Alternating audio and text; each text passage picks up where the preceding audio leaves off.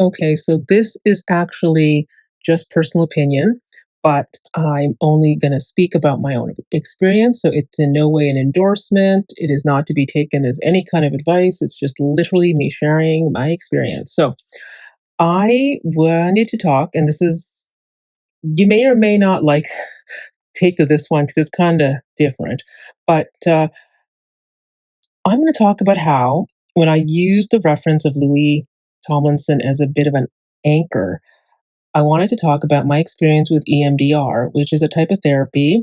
EMDR stands for eye movement desensitization response, and it is a therapy that is used for trauma.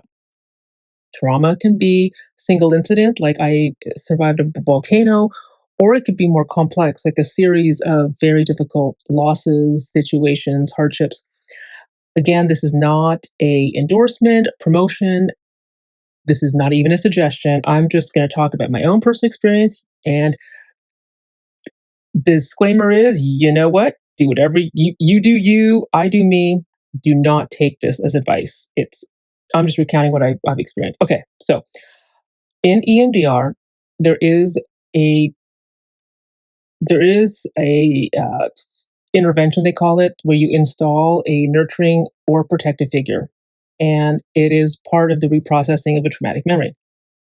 If you want to get some really good information on EMDR, I suggest going to the website for the EMDR International Association, which is emdria.org. And then they have a video on YouTube of how it works. So go there because I can't really give it the justice it deserves. But so one of the tools with EMDR is this thing about nurturing and protective figures. And a nurturing or protective figure is really helpful for a person who maybe doesn't have a reference point. They maybe have been exposed to not the safest people, and their detection device or their safety device, their signals off. Where somebody who can recognize an unsafe person, they run, and a person whose signal and detection's off, they might not run. Um, but when people are looking for nurturing and protective figures, they don't necessarily have to find someone they know. They could find somebody that is a historical figure or a fictional character. Some people have used Mr. Rogers at the old TV show for kids. And so this is my point is I wanted to install a nurturing protective figure, and the nurturing protective figure, because they could be anybody, it's just anyone who kind of to you personally symbolizes the qualities. So it's not even about them. It's just that they're like the face to the quality, and them as a symbol kind of inspires you to feel a certain way. So who did I pick? Louis. So the thing is, this concept of nurturing and protective figures are drawn from Lauren Purnell, who is a figure in the EMDR world, clinical psychologist, and she does a lot of work on attachment focus. And so these figures can be called to mind when an additional sense of security, nurturing, or wisdom is needed. So again, it's not that person, it's what they represent to you, and often the visual of them can presence you to the qualities that you have deemed that they represent to you. Um, so this thing about nurturing and protective figures stands out particularly powerful. And for example, a nurturing figure embodies qualities of care, comfort, and acceptance. They might be real people who have shown you unconditional love, or they could be fictional characters, spiritual figures, animals, or even symbolic objects that represent nurturing energy. Some people have used like cartoon characters, but others have used like Mother Teresa. They've used public figures that they've never met. So protective figures carry qualities of strength, courage, and safety. So, like a nurturing figure, they can be real or imaginary persons, animals, or symbols that embody protection. They might even be drawn from movies, books, or personal experiences. And some EMDR approaches also include wise figures that provide guidance and insight, and playful figures that bring joy and lightheartedness to the healing process.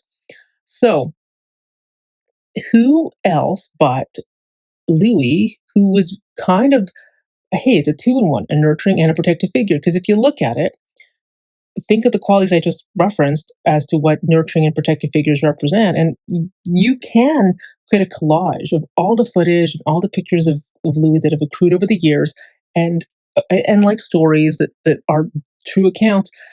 based on entertainment news, and you could literally find uh, examples, visual examples of how he's been like that to people who really are in his life, right? Or we will never know until those people talk. But you get my point. It's kind of like when I said he's an archetype, that. And so the inclusion of a nurturing and a protective figure, it serves important purposes in EMDR therapy.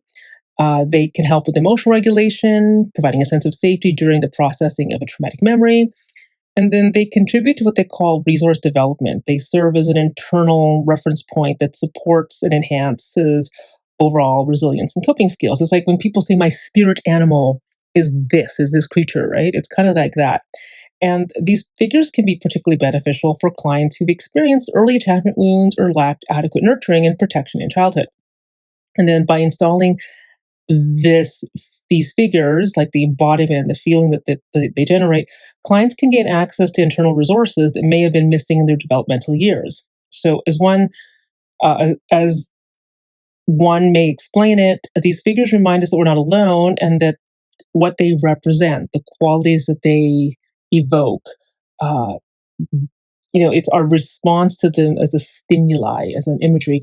Um, we can kind of they're kind of like an eternal metaphor that is an emotional support system.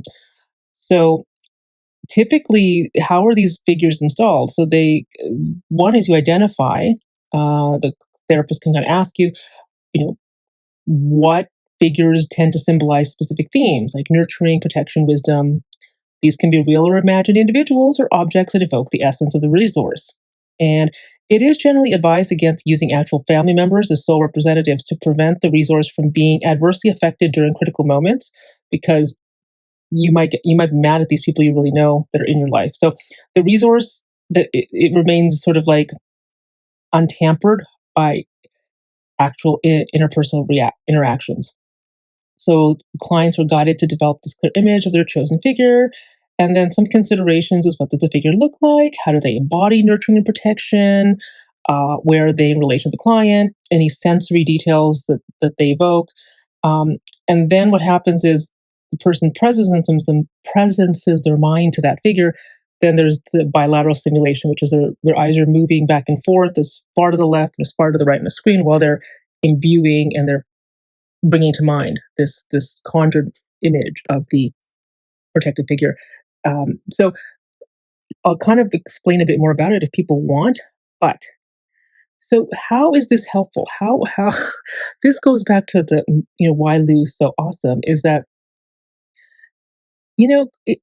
kind of my earlier videos about the whole Louis and positive masculinity and how they were like a really good advent at a time when negative toxic masculinity was kind of dominating the news. And it was the early OOs to the mid OOs seem to be that. So if you had, say somebody has had like a lot of relational um, trauma, like really bad boyfriends or something, like to take that example, right?